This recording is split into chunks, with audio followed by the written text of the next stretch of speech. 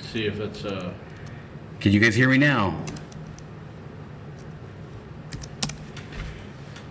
Can somebody give me a thumbs up if you guys can hear me?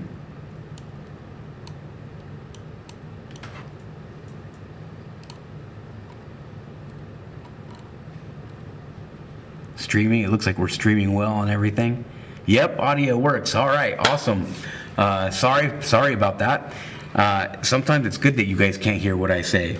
So let's talk about some of the stuff that's going on. The first story of the night that we're talking about is the fact that maybe 20 years ago even, right? It was like it became it was not okay to talk about your feelings. Nobody wanted to hear about your feelings. Then it became like, oh, everything has to be feely, right? Well, today it's back. The pendulum has swung, and it's not okay to speak anymore about things that you believe if you don't believe with the whole woke culture that we're living in today, right? Here's proof. There's the sacred arena, right, of debate, meaning that this is the place where everyone is supposed to be able to exercise a frame of mind, a thought, an opinion, a philosophy, is in this debate stage. Well, there's a story that came out over the past couple weeks that the National Association of Debate for High Schoolers did not want participants to mention Donald Trump because they thought it was inappropriate. So here we are in a debate stage where they're going to talk about foreign policy, and they're not going to allow for Trump's name to be spoken. The guy who actually, imagine if someone had said you're not allowed to mention Obama after he won the Nobel Peace Prize, right? That would be ridiculous. Well, Trump, who may have, many people, it's arguably deserved the Peace Prize for a first peace accord in the Middle East in many years, while Obama started wars. But you can't mention Trump's name, but you can mention Obama's name. Here's the story. We have a little video. Let's check it out.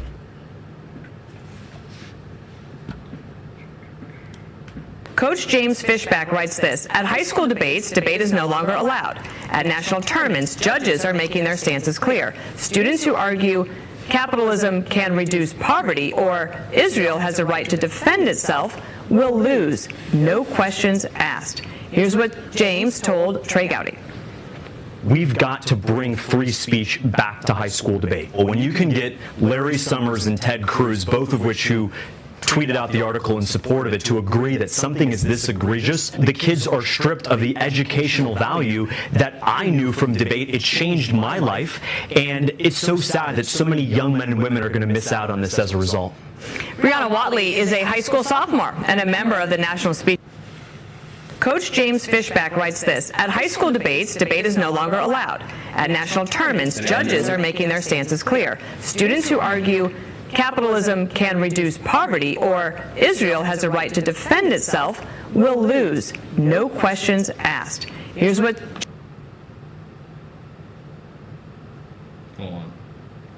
in support of it, to agree that something is this egregious, the kids are stripped of the educational value that I knew from debate. It changed my life, and it's so sad that so many young men and women are going to miss out on this as a result.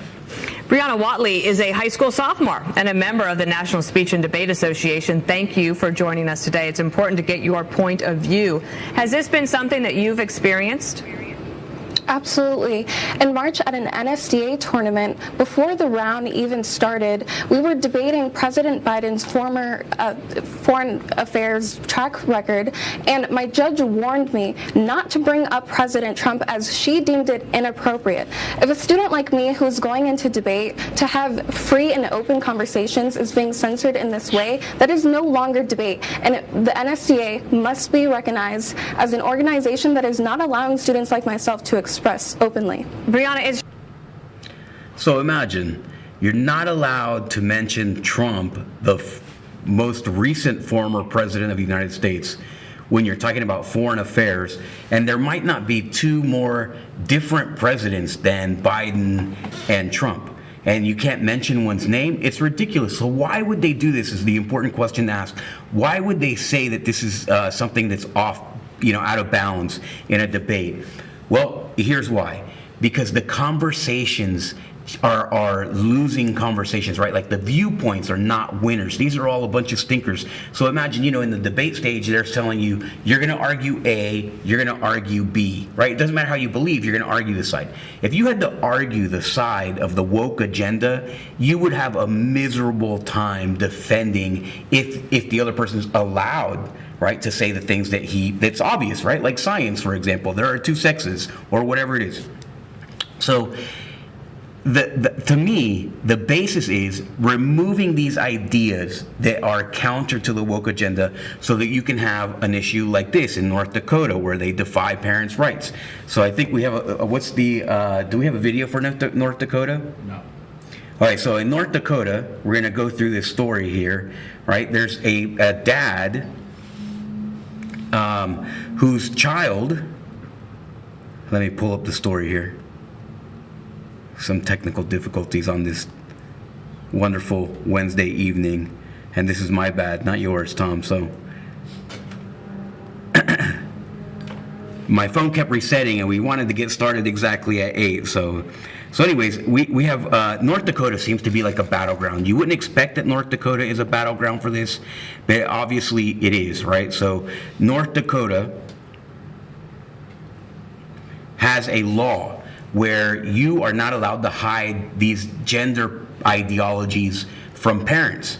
And yet a school district took it upon itself, right, to hide transgender issues, transgender-related issues from parents. So obviously they're having a lot of troubles there. So if a district can defy the state legislature, and obviously district can defy parents. We saw it here in Osceola County several months ago when a parent came to the school board meeting saying, listen, my kid is having these issues and the school won't work with me. The school won't communicate with me. The school won't tell me what's going on. And they kept giving her the runaround. And when the person was trying to withdraw their student, they refused to give one of the parents the student cumulative file. So there's absolutely issues here, right? But you're not allowed to talk about those things. You're not allowed to say the things that you believe, so you can't redress your problems with school districts. And this begins when you teach kids that they're not allowed to say certain things that are offensive to the other party. That's the problem, right? This is basically a propaganda. You look at the media, right? You're not allowed to say it. We saw Jake Tapper on another episode in the news saying, that's enough. I don't want to see Trump being greeted by people in some kind of welcoming way, and he like basically killed the feed. So here's another issue, right? It's the other issue. You're not allowed to talk about the truth. You have to grin and bear it and take the woke agenda. Women's sports, right? So this, to me, it just makes no sense. We do have videos for this. So this is the Save Women's Sports story. There was a legislation in the House of Representatives that was to protect women's sports. It got 0 votes from Democrats. Not Darren Soto here locally. Not a single Democrat voted to save women's sports so that women wouldn't be brutalized by men in whatever field. And I know if we're supposed to trust the science, the way we've been being told, trust the science, we would know that the male body is a whole different thing than the female body, and it performs better on the athletic field. So let's check out this video. Reason why Title IX was created. There's a reason why there's men and women's sports. There's a reason why there's a professional basketball for men and women. It's about fairness. And if there's one final fiber of America, it's about giving people an opportunity. Yeah, that seems pretty clear, right? It's not fair. It's not fair to have a man in women's sports. But if we have to trust the science when it comes to taking vaccines, but we don't have to trust the science when it comes to sports and these physiological differences, then what is happening here? What is the real incentive for these people to tell you not to speak your mind, right? But if you're crazy, then you can speak anything you like. For example, this psychologist, this is a psychologist who used to work for FSU, for all of you FSU fans in Florida, a psychologist, we have his picture.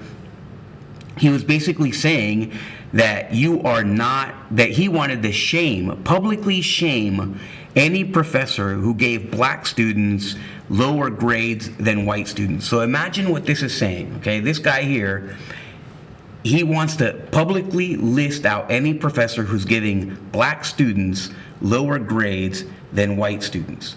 So number one, that's beyond condescending, right? That's beyond condescending.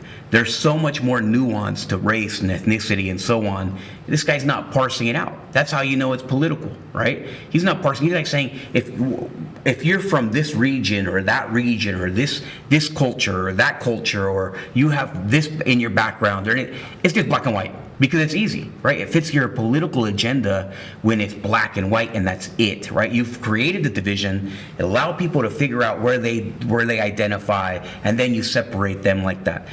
But how unfair is it? How unfair is it that you look at the person next to you, right? That person does not have to work hard because his grades are given to them, and this person has to work hard because they're not getting any free passes. You know, I'm a hearing officer for expulsion hearings, and I tell these students all the time, listen, I made a ton of mistakes in my life, but I have always had to pay full price for my mistakes, right? No one was handing me out any grace in the world out there saying, oh, you don't have to do your work, we're going to give you an A no matter what.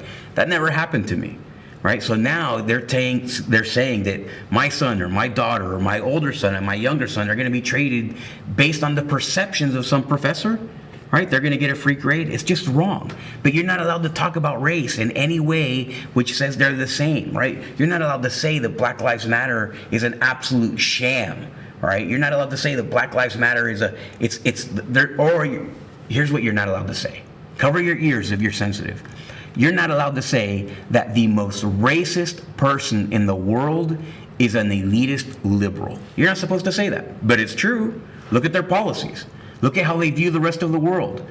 A liberal elitist is the most racist person in the world. They think that people of color can't do anything. They think that we're not smart. They think that we can't achieve on our own. They think that we need every handout according to mankind. They think that we need charity of all sorts. They think that we need to live in one big giant apartment complex in a city. There's a whole bunch of things. They think that we can't grow our own food. I mean, literally, the list goes on and on and on and on. A white liberal elitist, most racist thing in the world, in my experience. Oklahoma, news in Oklahoma. So there's a lawsuit in Oklahoma with a school district from a dad, right? Because you can't talk about this anymore, right? Like, you're not supposed to say that transgender females are actually men. Well, a transgender female, which equals man, beat up a 15-year-old female in a bathroom in a school in Oklahoma. So what is going on? You're not allowed to say those things, right? So when you point out these stories, you're the bigot. You're the bigot because boys are beating up girls. It used to be that you, as a man, you're not supposed to beat up a girl. Well, now it's okay as long as you are transgender. So when you're transgender, I guess it's okay to beat up on the opposite sex. It's okay to commit crimes if you're a person of color, right? You can walk into any store, steal whatever you want. It's okay if you're a student, a black student, you don't have to do your work. You're going to get the grade for you anyways. How does this help our country? How does this help at all? What does this contribute to our nation, to our society, to our united culture, right? It doesn't. It doesn't. It rips away at the fabrics of all the things that make the United States great. That's what it does. Today, or not today, on our Flag Day, so today's Flag Day, happy Flag Day, everyone. Celebrate being, all of us being underrepresented by the stars and stripes of the United States. But this Saturday, there was a celebration in Kissimmee for Flag Day, in honor of Flag Day. And someone made a speech. His name is Don Gray. This guy made a speech. My goodness, it was one of the best speeches I've ever heard in my life. It was tremendous. It was great. It was inspiring. It was just, and this guy was just, it was tremendous. But a big part of that was that, listen, we're all one blood, right? We're all one blood. The three colors, whatever they mean, the three colors of the flag, it's all about one blood.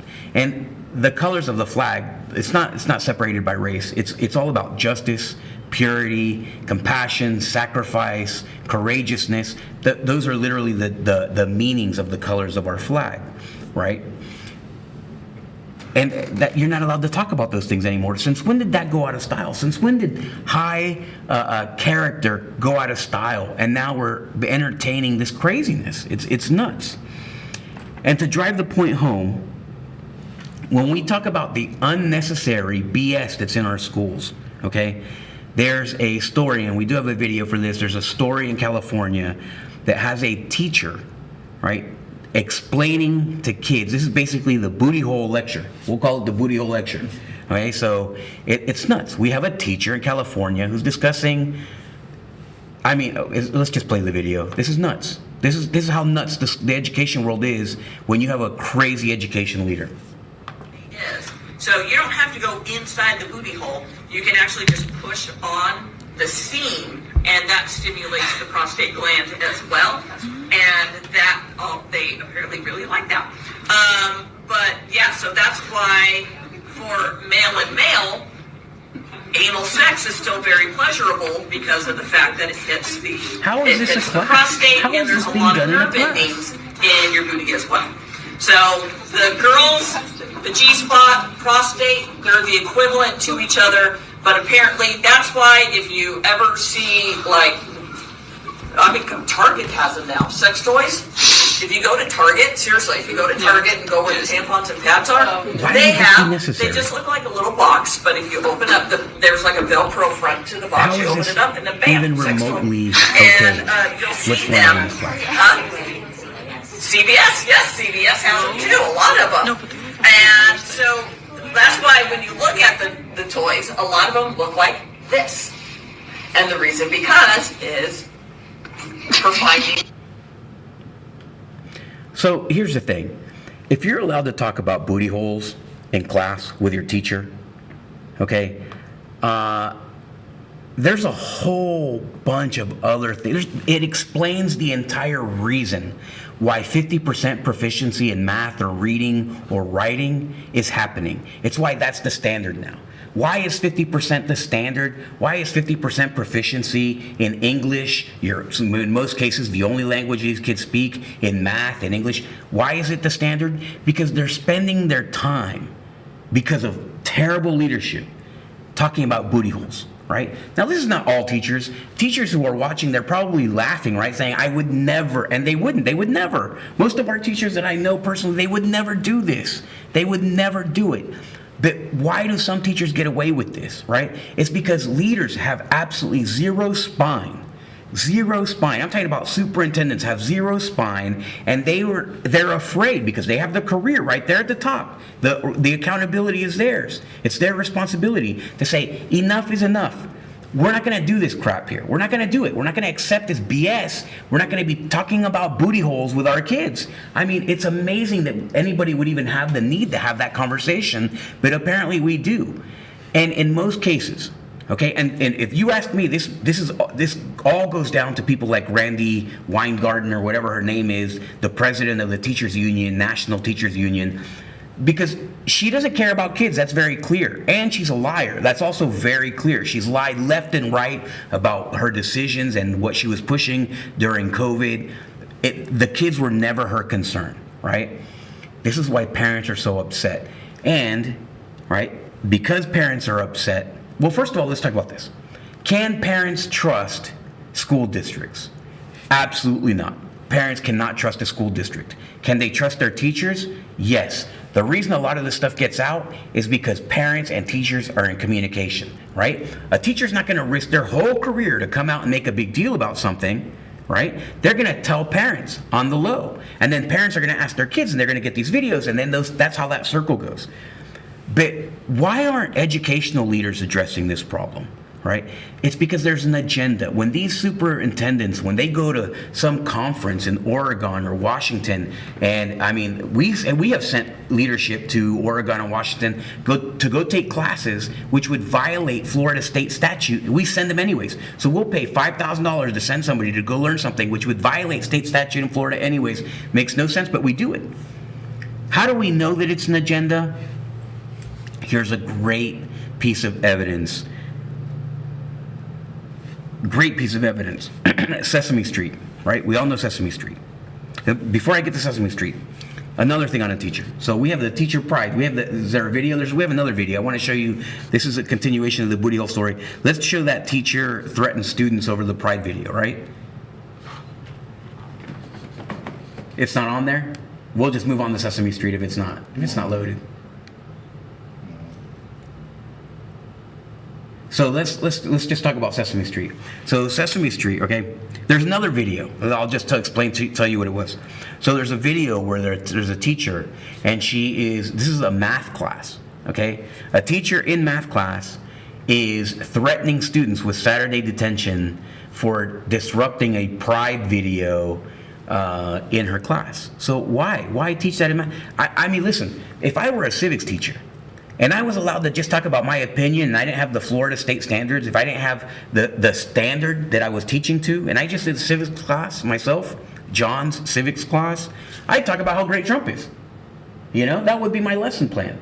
Hey, you know what? You guys should all graduate high school, vote for Donald Trump, right? Vote for the Republican Party. Vote for me. Vote for whomever, right? Who I like, if it's up to me. So what's the difference with this pride? Because pride is not about people's rights or respects. In the United States, everybody has the same rights, right? You can get married as a gay person. Gay people have all the rights, and nobody's complaining about any of those things, right? Nobody's talking about those things. We're talking about kids. Why is it in schools, right? Why is it with little kids? Why is the issue, all the battleground, right, that people are fighting hard over has to do with kids? Why? Why are drag queens so obsessed with performing in front of kids or access to kids? Why is this happening? Don't believe me? Here's Sesame Street.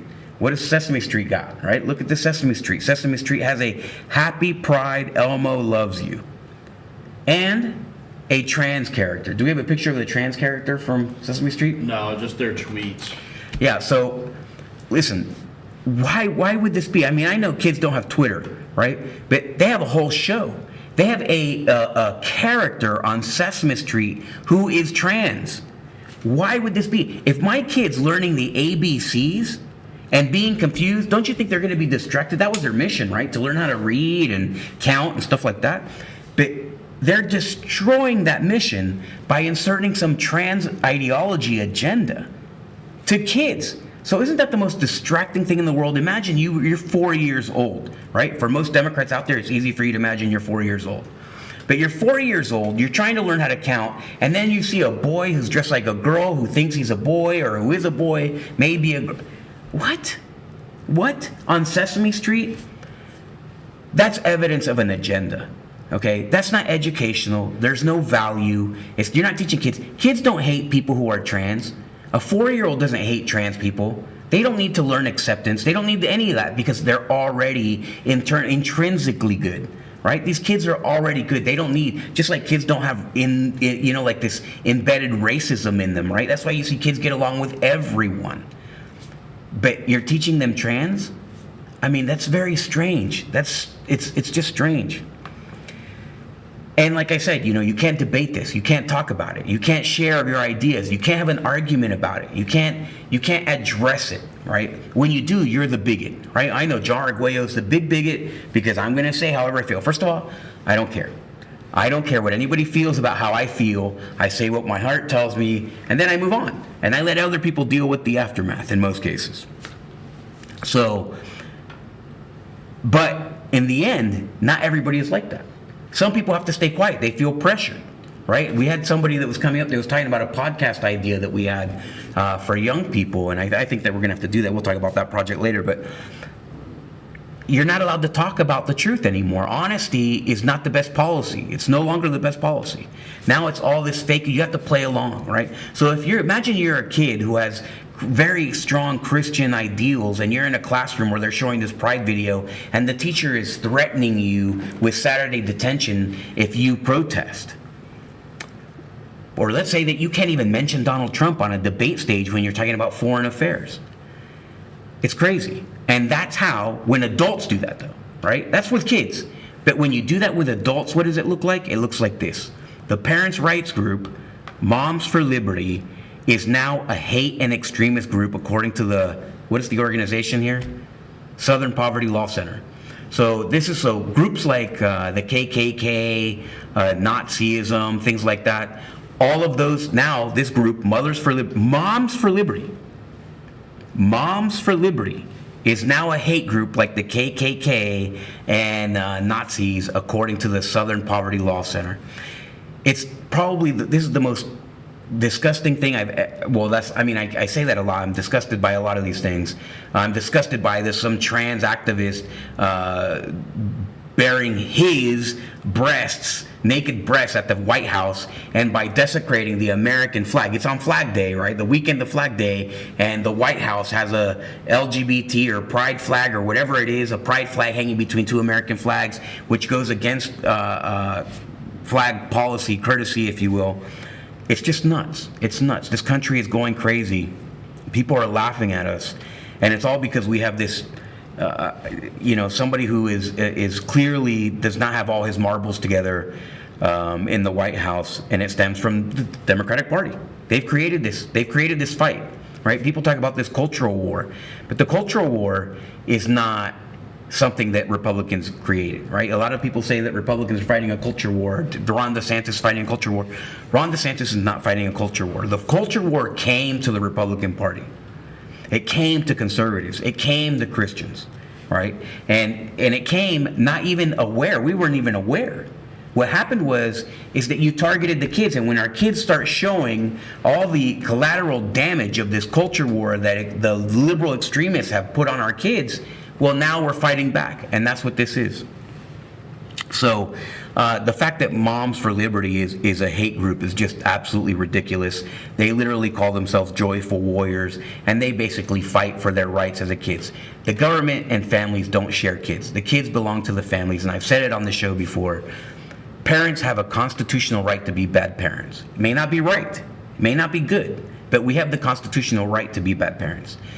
The United States government has no rights to our kids, and they have no right, but they do have an obligation to provide quality education. And when you're talking about booty holes, and you're doing pride videos, and you're trying to hide kids' transgender ideologies and pushing transgender ideologies on kids, you're not doing the right thing. You are breaking the law, in my opinion. You are violating your constitutional duty as a school district. And I hope that parents begin to sue the pants off of these school districts every time. And if it wasn't for the fact that it's taxpayer money, all of these school districts would be defunct. You know, that's the truth.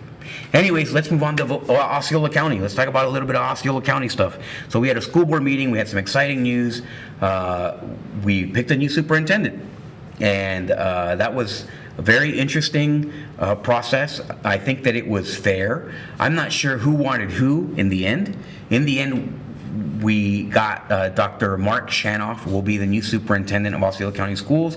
I have many, many, many high hopes for this gentleman. There were 4 finalists and candidates. There were 32 applicants. It got whittled down, and then we ended up with 4 finalists. One was Dr. Annie Hembrook. Dr. Ann Hembrook, she was amazing. Obviously, clearly just a brilliant woman who was more than capable, a real dynamo when it comes to academic stuff. We had Terrence Connor, who was beyond sharp, the number 2 in Hillsborough School, which is many, many times larger than Osceola County Schools. Super sharp guy, great guy, could have been, and both of these people so far could be the first pick at any they need to be superintendents. These were high quality people. All of them aware of what's going on in Osceola schools, and they still applied, meaning that they had notice, they had knowledge, they still applied, which meant that these are people with conviction and talent in just crazy amounts. We had Dr. Allen, who is a local guy, and then who's our assistant superintendent for middle schools, and then we had Dr. Mark Shanoff, who is the chief information officer, or who was the chief information officer in Orange County Schools. They were all great candidates, all great finalists, and in the end, Dr. Mark Shanoff won in the 4-1 vote. It was kind of surprising. I think that people were expecting for it to be more contentious. I'm surprised with some of the votes. I'm not surprised with others. Some people telegraphed what they were going to do. I think that the whole world, if you observed the interviews, knew that Melendez was going to vote for Dr. Shanoff after the public interview, because he was basically saying as much, and it was kind of a silly reaction, but nonetheless, we knew how he was going to go. The whole world knew how he was going to go. You just had to observe. And then a couple of the other votes didn't know how they were going to go, but they went obviously for Mark Shanoff, and I think that we have great things ahead. Here's the real key thing. It allows me, right, as the most vocal school board member, to put my sword away and to hit the reset button on the climate, right, on the environment of our school district. I expect great things. I know that he's hoping to do great things and achieve great things. I hope he's here for 20 years, right? And we've had, I want to be very careful how I say this. So we've had over the past 6 years, and certainly the 2+ years that I've been there, we've had a very kind of tough time. I say over the past 6 years because we're not a performing district. We're not a high-performing district. Doesn't matter what anybody says. Don't let anybody lie to you. This is not a high-performing district. In any metric, in no metric, there's not a metric where we are a high-performing district. So over the past 2 years, now we've included a little bit of battling, right? Because things didn't do, we weren't there just to rubber stamp Dr. Pace's wishes, right, and whims. Certainly, this is going to be a whole new situation where there's no reason for us to be duking it out, essentially. Hopefully the conversations are much more easier. If Dr. Shanoff lives up to my expectations, not only will we be performing better, right, but our school district will be more transparent, more honest with parents. It will have a better customer service. It will be highlighting, right? It'll be reprioritizing teachers to be the most important tool, most important aspect, most important asset of the school district, right? And that's how it needs to be. Teachers need to be the priority, right? The school district itself needs to be like a pedestal, and then the teachers need to be on top. And that's what you deliver, because they're the ones that are delivering education, right? And they just need a clear vision. Don't go talking about transgender ideology. Don't hide things from parents. Make sure you do your due diligence. Make sure you do your job according to state statute. Make sure you're teaching. Make sure you're preparing for your classes. You do what all teachers do, and we'll facilitate that in the best possible way. That's what my hope is, right? And no more BS. No more cozy contracts, and no more conflicts of interest, and no more high-level people in the leadership team getting jobs for their kids, and no more people with supporting the illegal sex trade, operating with the school district. No more of that stuff. That's what I'm hoping for. And if that's what this is, then this is going to be a great next 2 years. I'm very excited. And I'll keep you guys updated. We'll let you know what's happening. If you guys have any questions or anything before we end, that's kind of all we got. Oh, wait. There's a couple of things here. Tallahassee, is that the only thing that we're going to talk about? Is Tallahassee? That's what's left? That's it? Okay, so as some of you may have found out, I have been dealing with a barrage of ethics complaints, right? And these ethics complaints were lobbed at me by a half dozen of them, 7 of them, I think, right? 7 of these complaints. And so 6 of the complaints were all filed by the same group of people, right? Some shady guy out here, and he's not even worth mentioning his name, but some shady organization, and then his entire board, each one of them, I think, was filing these ethics complaints against me, and none of them went anywhere, right? On one of those complaints, the complaint was that I had put, one of the complaints stuck. It went to Tallahassee. It went to the first court of appeal at the commission. That's where the commission on ethics meet. I had to present before them why I was not guilty, and then they would decide whether there was probable cause. So I go up there, and I had a mistake on my financial disclosure where I put the name of my company, instead of in field C, was in field B. Literally, that's what it was, right? Like I had put the name of the company in the wrong field. And that's why they even created a hearing. I went there, I explained it. It was a unanimous vote, and there was no probable cause. So it was a big waste of time. Thank God I didn't get a lawyer. Because it would have been a waste of taxpayer money. I decided to defend it myself. Then the other one. So our former lobbyist, right, who had supported the illegal sex trade, filed a complaint against me for misuse of funds. Now, let's talk about this a little bit. We're doing great on time. We're only 40 minutes. I'm going to try to finish this in 10 minutes. So he filed a complaint.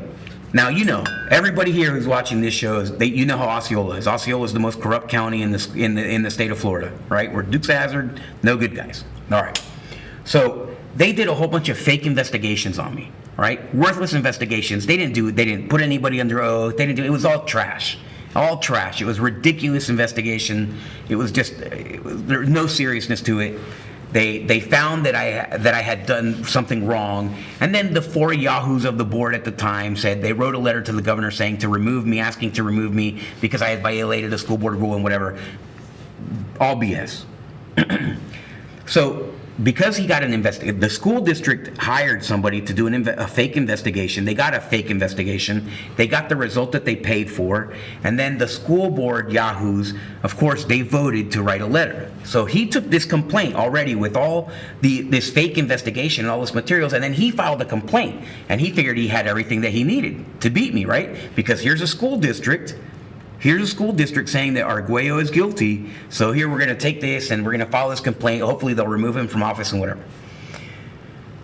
I did my defense. I went up there. It was a hard fight. It was not easy. We fought, and I won. They found no probable cause at all. And here's why they found no probable cause. Number one, they said that I was doing exactly what a school board member should be doing. They said that there was no proof, and there was. There was no proof at all that the accusations were true. Even because some terrible, low-quality investigator did a job saying that I was guilty, right? That's what these guys do at the school district, all fault of the school district, because apparently they must have hired this guy with the expectation that they were going to find me. This is BS, because no one in their right mind would have found the same facts that they did. But so the ethics commission found the same thing. There was no probable cause. It was not lack of trying. I thought that the lady who was prosecuting the case was like Horner's godmother or something, because man, she was really trying to get me on the skillet. But it was a bipartisan vote. They found that I was not culpable, that there was no probable cause, and that was it. So we all know there was another Yahoo, former school board member, Robert Bass, who filed an FEC complaint against me, and I'm dealing with that now. We'll see how that ends up. I expect that it's going to end up kind of the same way. I haven't heard back from them. I submitted my reply, and we'll see what happens. So hopefully that's all behind us. Maybe now I'm considering doing my own sets of work in the pen now, right? And that I can put the sword away. Now I can pull out my pen and let's see how sharp my pen is, and go that route and do. Maybe they can defend some ethics complaints on things that I know. So congratulations to me. Congratulations to justice, right? I love to say that in the United States we love the underdog. Right, I defended myself. So they had all the money, they had all the lawyers, they had the school district to weaponize, just like they're weaponizing the federal government against Trump. They weaponized the school district against me, and I won. I'm sure that Trump will win as well. So it's a little parallel there, not to compare myself to President Trump, but just, if you think that somebody's above weaponizing the government or whatever they have at their disposal to get what they want, of course they would. Of course, it happens all over the world. I mean, I hope that we all realize this, right? It happens all over the world. In Nicaragua, it's a daily thing. All throughout Latin America, I mean, Latin Americans, we perfected corruption. It's all across Latin America. You pay somebody $10 just to get ahead in the driver's license line. It's a way of life. So to think that these people, like the people who filing these complaints against me, and like the school district, all these people who are getting these easy contracts with the school district, to think that they wouldn't take advantage of their relationships to get contracts with a $2 billion entity, you're wrong. You're wrong. I mean, of course they would. Of course they would. It's so much easier to be corrupt and get $400,000 out of the school district than it is to go work a 9-to-5 job like every other American, And so of course they would. I mean, don't kid yourself. It's our job as citizens of the United States to ensure that these people don't get away with it. That's our job. It's not to expect that people are not doing it. Our job is to hold people accountable for the things that they do well and do wrong. And right now there's a lot of wrongdoing, and if we don't do our job, then we might as well not even be American. We might as well not have the privileges that we have in this country. And absolutely, I, for one, I know that you do, most of my friends, we appreciate this country. I love this country. I love this country with all of my heart and soul. I love this country. This country is part of my family. You know, it's part of my family history. And my dad, who died a couple of years ago, I think I told this story too. You know, he said the whole reason that he was a Trump fan, somebody who's never been political in his life, is because he could tell that Trump loved his country. You know, and so, I mean, it means so much to so many people, to the whole world. It's Flag Day. That flag means everything to everyone across the world. So, of course, there's crazy people who don't like the flag. There's crazy people who burn the flag and whatever. But we can't let them win. In the end, the people that win have to be the good guys in the United States. The good guy won in Tallahassee. I'm not saying I'm a great guy, but I was the good guy in this case. And there's no doubt about that. And so, thank you. God bless you. Join me for the next show. Join us tomorrow night. We will have an episode of Unsanctioned. A ton of crazy national news. I mean, things are going crazy in this country, and it's worth talking about, right? So, thank you very much for watching. God bless you. Have a great night. Look forward to seeing you soon.